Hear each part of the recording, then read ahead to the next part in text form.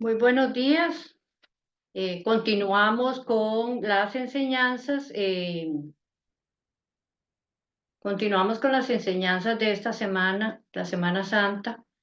Esta vez vamos a hablar sobre la última cena y algunas cosas que el Señor Jesús hizo antes de instituir la última cena. Voy a pedirle a Roger que nos guíe en oración. Señor bendito y santo, te damos muchas gracias por este momento. Gracias por poder compartir tu palabra y que este mensaje sea de bendición, Señor, y a todas las personas que puedan escucharlo y que sea de aclarar también ideas y cosas que pudieran estar en duda o en cuanto a la palabra de Dios y en cuanto a este tiempo de Semana Santa. Que el Señor me los bendiga y Mari en su tiempo.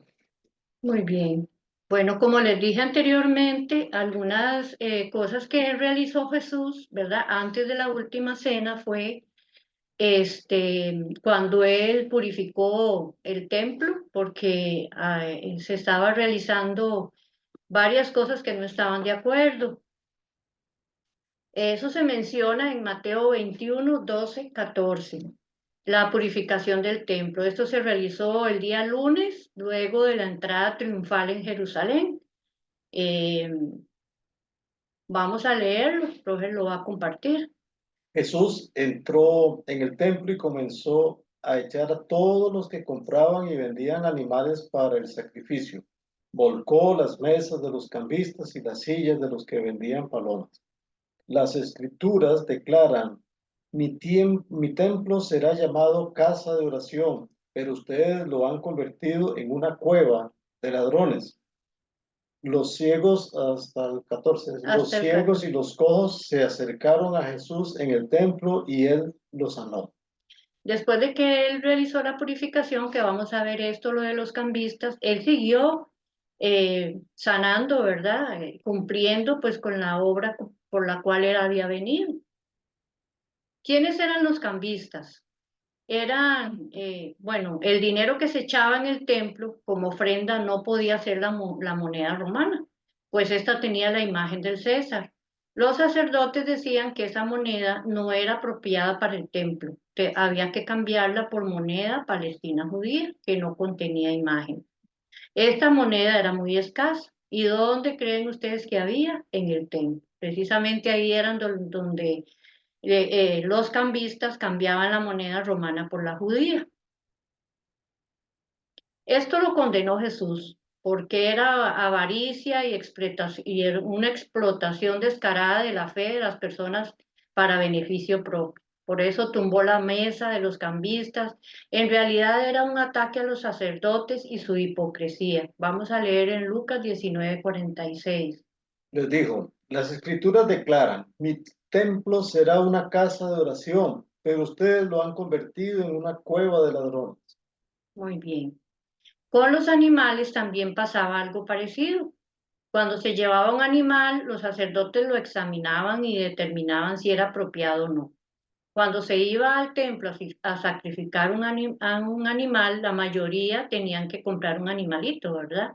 Y por eso era que también tenían animales para que pudieran comprar, pero los vendían mucho más caros. Tales acontecimientos que explotaban a los pobres y a los extranjeros enfurecieron al Señor Jesús y estaban estrictamente prohibidos en la ley mosaica. Vamos a leer solamente Éxodo 22:21. No maltrates ni oprimas a los extranjeros en ninguna forma. Recuerda que tú también fuiste extranjero en la tierra de Egipto. Esto nos recuerda de cómo debemos de tratar, bueno, a los extranjeros, pero también nos recuerda que no debemos comerciar con las cosas de Dios. Últimamente hemos visto también que se dice que si usted da una ofrenda o un diezmo, vamos a orar por su petición y usted va a ver cómo Dios le va a bendecir. Eso no es realmente lo que Dios quiere. Y no es así tampoco, ¿verdad? Este es un gran ejemplo. para que nosotros nos cuidemos de eso. Cuando nosotros demos la ofrenda o el diezmo, que sea de corazón, de amor al Señor, no por creer que vamos a tener beneficios. Lo que Dios quiere es que nosotros lo hagamos por amor. Otra cosa que hizo Jesús antes de realizar la cena del Señor, la última cena, él lava los pies de los discípulos. Eso lo vamos a ver en Juan 3. En el lavatorio de los pies queda muy clara la misión de la iglesia en el mundo, servir. Nuestra misión es el amor, que se puede manifestar de diferentes formas en nuestra vida, y una de ellas es el servicio a los demás, especialmente a los necesitados, y ayudar a sus discípulos también. Esto hizo que se ayudaran a sus discípulos fieles a llegar a ser limpios del pecado. Esto también tiene una connotación de limpieza, ¿verdad? Una connotación en el cual nosotros vemos este ejemplo de lavamiento de los pies, cómo el Señor se hizo servidor de sus discípulos, al servicio de ellos. Pedro en ese momento le dijo, Maestro, a mí no me van a lavar los pies, le dijo Pedro, ¿verdad? Y entonces Jesús le dijo, si no te los lavo, no vas a tener parte en mi reino. Entonces Jesús le dijo, no, entonces de mejor láveme todo, ¿verdad? Porque él quería ser parte del reino de Dios. Esto también en el Antiguo Testamento, ¿verdad? La limpieza de los pies era una forma de recibir a la persona que llegaba a la casa, se le limpiaba los pies porque venían con polvo, ¿verdad? Verdaderamente era un servicio a la persona que llegaba. Entonces, eso también es un ejemplo muy lindo de cómo el Señor se hizo siervo ante sus discípulos. Luego Jesús ora por sus discípulos, eso lo vamos a ver en Juan 17:1, ¿verdad? Todo esto antes de que se realizara la última cena. Aquí vamos a ver algunos puntos claves en la oración que hizo Jesús por sus discípulos. Primeramente fue conocer al Padre. Vamos a leer Juan 17:3. Y la manera de tener vida eterna es conocerte a ti, el único Dios verdadero, y a Jesucristo, a quien tú enviaste a la tierra. Jesús vino a dar a conocer al Padre y eso es lo que él ora, que todos podamos llegar a conocer a ese Padre celestial, amoroso, cuidadoso, ¿verdad? También una oración exclusiva para los que han creído, no solamente para los discípulos en ese momento, sino para los que iban a creer luego. Podemos verlo en Juan 17:9. Mi oración no es por el mundo, sino por los que me has dado, porque te pertenecen. Qué lindo saber que Jesús estaba orando ya por los que iban a creer, ¿verdad? Ahí estamos incluidos todos nosotros porque nosotros creímos mucho después, ¿verdad? Y qué lindo saber que ya Jesús está orando por ese motivo. También podemos ver que Él oró para que fuéramos, para que orara, Él oró por los discípulos para que los guardara del mal y para que no los quitara del mundo. Lo podemos ver en Juan 17:15. No te pido que los quites del mundo, sino que los protejas del maligno. Recordemos que estamos en este mundo, vamos a compartir en este mundo, vamos a vivir muchas cosas en este mundo, pero lo que quiere Jesús es que nosotros nos guardemos del mal, que nosotros no participemos de las cosas que no están de acuerdo a la voluntad de Dios, que no están como Él nos mandó. También ora por los discípulos y por los que van a creer, por la predicación de los discípulos y de nosotros. Juan 17:20. No te pido solo por estos discípulos, sino también por todos los que creerán en mí por el mensaje de ellos.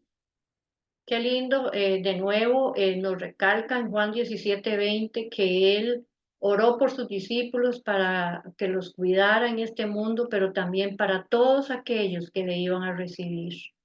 Qué lindo eso, qué bendición de verdad, el amor de Dios. Y también ora por la unidad de la iglesia, ¿verdad? Lo podemos ver, perdón, en el Juan 17:23. Yo estoy en ellos y tú estás en mí, que gocen de una unidad tan perfecta que el mundo sepa que tú me enviaste y que los amas tanto como me amas a mí. Dios lo que quiere, el Señor lo que nos quiso enseñar es que nosotros nos guardemos en unidad, todos los que conocemos al Señor, que estamos juntos, que guardemos la unidad, que más bien nos defendamos unos a otros, nos guardemos las espaldas, nos amemos unos a otros, ¿verdad? Como creyentes. Eso es muy importante por lo cual se mantenga la unidad de la iglesia. Bueno, ahora vamos a ver ya lo que fue la última cena. ¿Qué significa la cena del Señor? Celebramos la cena del Señor en memoria de Jesucristo.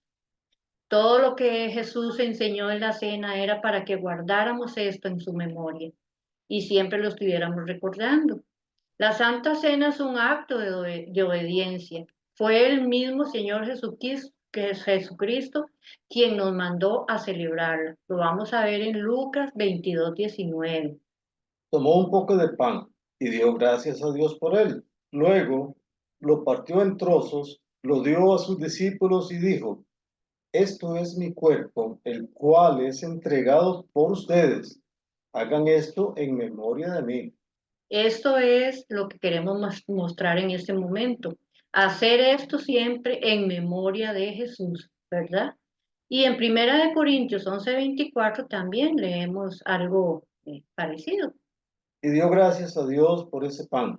Luego lo partió en trozos y dijo, este es mi cuerpo, el cual es entregado por ustedes. Hagan esto en memoria de mí. Recordar una vez más que lo hacemos en memoria de Él, de Jesús, de Jesucristo.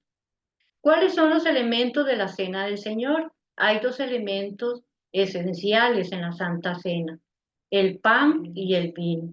Fue lo que Jesús usó con sus discípulos y aunque son solo símbolos, su significado es muy especial. El pan y el vino, recordemos que esos fueron los elementos de la cena del Señor. El pan que se utilizó en la última cena es el pan sin levadura, que se consumió en la última cena y se llama pan ácimo o pan sin levadura. Y en hebreo se dice matzá. Este pan es un tipo de pan plano que se hace sin levadura para cumplir con las leyes de la fiesta judía de la Pascua. Así lo realizaron, ¿verdad? Un pan sin levadura. El vino era vino tinto y se han identificado 120 variedades de uvas únicas que había en la región, de las cuales unas 20 son adecuadas para la elaboración del vino. No se pudo, digamos, constatar qué tipo de vino ni nada, solamente vino tinto, pero qué increíble que habían 120 variedades o sea, 120 variedades de uvas únicas, ¿verdad? Que habían en ese tiempo, ¿verdad? Lo que utilizamos hoy en nuestro tiempo es jugo de uvas o algún refresco de mora o algún otro, ¿verdad? Que sea, digamos, de color morado, más o menos, ¿verdad? Eso es lo que se utiliza hoy Y el pancito es igual, se utiliza un pedacito de pan, ¿verdad? Porque estos son, nada más son símbolos, ¿verdad? Que se utilizan para recordar lo que instituyó el Señor. Perdón, estoy retrocediendo. Muy bien. Vamos a ver qué fue lo que hizo Jesús. La noche antes de su muerte, Jesús se reunió con sus discípulos para celebrar la cena de la Pascua judía. Mientras comían, Jesús tomó el pan, lo bendijo, lo partió y lo compartió con sus discípulos diciendo, tomen y coman, esto es mi cuerpo. Lo podemos ver en Mateo 26:26. Mientras comían, Jesús tomó un poco de pan y lo bendijo, Luego lo partió en trozos, lo dio a sus discípulos y dijo, tómenlo y cómanlo, porque esto es mi cuerpo. ¿Me permite hacer un Sí, breve claro. comentario? Esta cena, nosotros solamente compartimos el pan y el jugo de uvas o el vino. Es un pan plano porque era sin levadura, entonces no crecía la masa. Nuestro pan que comemos regularmente es un pan que crece, se abomba y es muy rico porque tiene miga, etcétera. Pero la última cena no consistía solamente en eso, consistía en comer la carne de un cordero asado. Ellos compartían la cena, compartían todo esto, la comida, y la compartían también vamos a ver, hierbas amargas. Usaban mucho el aceite de oliva y las hierbas picadas allí, y con eso iban comiendo la cena. Al final de la cena, como dice aquí este versículo que leí, al final, ya después de haber comido, él cogió pan y cogió el vino y instauró esta orden o este principio que es la cena del Señor. Gracias, María. Con gusto. Luego tomó la copa de vino, la bendijo y les dijo que esa era la sangre del pacto derramada para el perdón de pecados. Él bebió y les dio para que ellos también bebieran de la copa. Para terminar, Jesús los mandó a seguir haciendo esa celebración en memoria de él. Lucas 22:19, ya lo leímos, pero está bien, puede. Sí, Ujú. tomó un poco de pan y dio gracias a Dios por él. Luego lo partió en trozos y lo dio a sus discípulos y dijo, este es mi cuerpo, el cual es entregado por ustedes. Hagan esto en memoria de mí. Ujú. Lo más importante es que Jesús quería que esto se hiciera en memoria de él. Esto fue nada más los símbolos que él utilizó, el pan y el vino, porque sí, claro, tenían una connotación muy importante, ¿verdad? El pan que fue cortado y el cuerpo de él fue rasgado y todo, ¿verdad? Y el vino igual, cuando es una connotación en cuanto a que fue su sangre derramada, ¿verdad? En la cruz del Calvario para perdón de nuestros pecados. Y por eso es que es tan importante, digamos, recordar lo que es el pan y el vino. Ajá. No sé si quiere poner a decir algo más o No, está no. bien. Ok, muy bien. Desde ese momento se instituyó la Santa Cena como una celebración importante para el pueblo cristiano. Siempre se realiza en el pueblo cristiano, ¿verdad? A veces se lo utilizan cada mes o cada vez que se reúnen para compartir alimentos, porque es igual, compartir una cena y al final se hace la Santa Cena con los hermanos cristianos, con el pueblo cristiano, ¿verdad? Este, y hay algo muy importante que también Pablo nos enseñó, que el momento de la Santa Cena no debe tomarse a la ligera. Es un acto específico de obediencia en el que debemos enfocar con todo nuestro ser, mente, espíritu y cuerpo. Lo vamos a leer en Primera de Corintios 11:27 al 29. Por lo tanto, cualquiera que coma este pan o beba esta copa del Señor en forma indigna es culpable de pecar contra el cuerpo y la sangre del Señor. Por esta razón, cada uno debería examinarse a sí mismo antes de comer el pan y beber la copa. Pues si alguno come el pan y bebe de la copa sin honrar el cuerpo de Cristo, come y bebe el juicio de Dios sobre sí mismo. Es muy importante que cuando hagamos la cena, antes de eso, cuando participemos de la cena del Señor, nos examinemos, pidamos perdón a Dios, nos limpiemos de todo pecado, ¿verdad? De toda cosa que hayamos cometido. Vea qué importante el lavamiento de los pies de los discípulos, porque también era para reflejar que debemos de estar limpios, ¿verdad? Y ellos al limpiarse y todo, y vino la cena del Señor, ¿verdad? Y eso también nos enseña a nosotros que debemos de limpiarnos antes de tomar la cena. Roger quiere compartir algo. esta escena en la iglesia primitiva, en el primer siglo, era algo muy, muy exclusivo de la iglesia. Y digo iglesia, aquellos que formaban parte de ese grupo selectos que eran cristianos.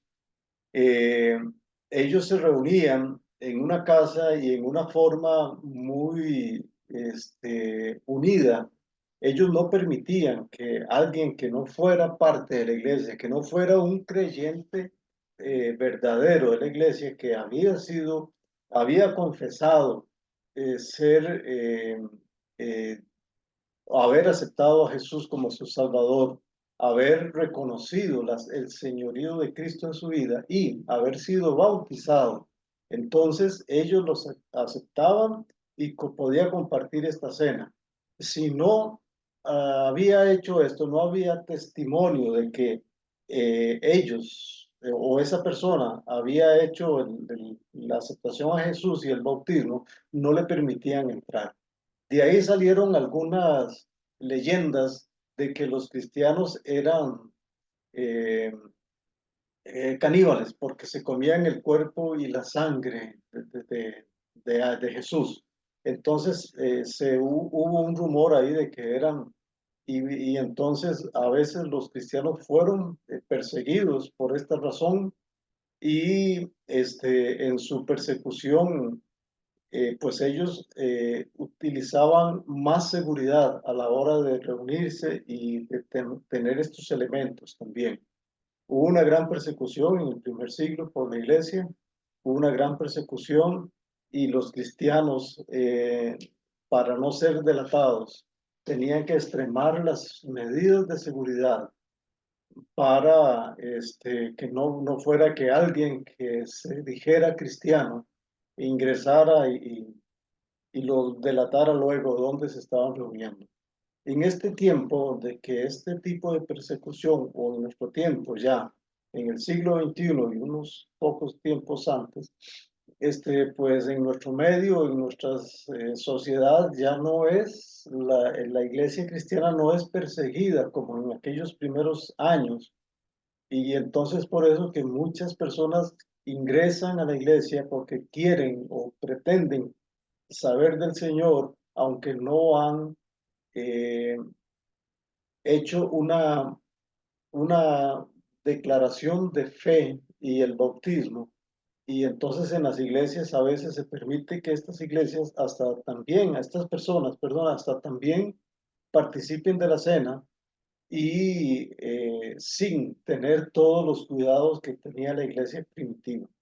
Entonces, este reconocimiento que hace Pablo en la primera carta a los Corintios es muy importante. El que toma el cuerpo y pan y el vino sin haber hecho una sanidad interna, una confesión de sus pecados, un arrepentimiento, dice, que trae para esa misma persona, trae condenación. Gracias, María. Muy importante también recalcar que lo que decían que nos estábamos comiendo el cuerpo y la sangre sí, y la sangre de Cristo, no es así. Simplemente es un recordatorio de lo que hizo Jesús, ¿verdad? Porque se creía que estábamos tomando el cuerpo y la sangre del Señor. Y eso es simplemente un símbolo, ¿verdad? Para recordar, sí, la muerte de Jesucristo. Vamos a concluir con este versículo, ¿verdad? Donde nos recuerda el amor tan grande que el Señor, el Padre Celestial, nos tiene, mandando a su Hijo al mundo, a su único Hijo, unigénito, para que todo el que cree en Él no se pierda, sino que tenga vida eterna. Que todos aquellos le reconozcan a Jesús como su Señor y su Salvador. Que todo aquel pueda, como dijo Roger ahora, reconocer sus pecados, pedir perdón, para poder participar de todas estas cosas.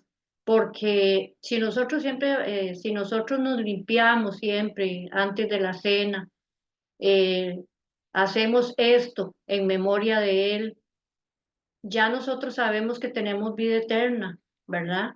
Pero lo más importante es, ¿le ha reconocido usted como su Salvador personal? ¿Le ha reconocido como el Dios que vino, como el Dios que dio su vida por usted y por mí, para que tengamos vida eterna? Eso es lo más importante. En esta Semana Santa recordamos ese sacrificio y ahora viene otro tema muy importante, que es la crucifixión y luego la resurrección. Entonces, de verdad que nos sentimos gozosos, nos sentimos alegres de recordar lo que hizo Jesús. Claro, recordamos también lo doloroso que fue para Él y ver más bien el sacrificio tan grande que Él hizo por amor de cada uno de nosotros. Vamos a orar. Padre Celestial, en esta hora queremos agradecerte tu sacrificio, Señor. Queremos agradecerte la institución que hiciste en la Cena del Señor para estar recordando realmente, Señor, ese amor tan grande que diste por cada uno de nosotros. Señor, nos ponemos delante de ti, reconocemos nuestra necesidad, pedimos perdón, Señor, si te hemos fallado. Señor, queremos continuar en este camino porque tenemos la vida eterna y queremos no perder esa vida eterna, sino seguir adelante en todo lo que necesitamos que tú nos ayudes, Señor. Gracias, Señor, por este momento.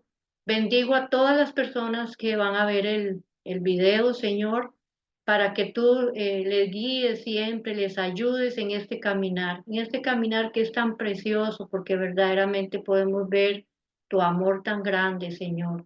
Y que a pesar de las dificultades o cosas que hemos vivido, Señor, tú nos has sacado adelante, porque tu amor es así.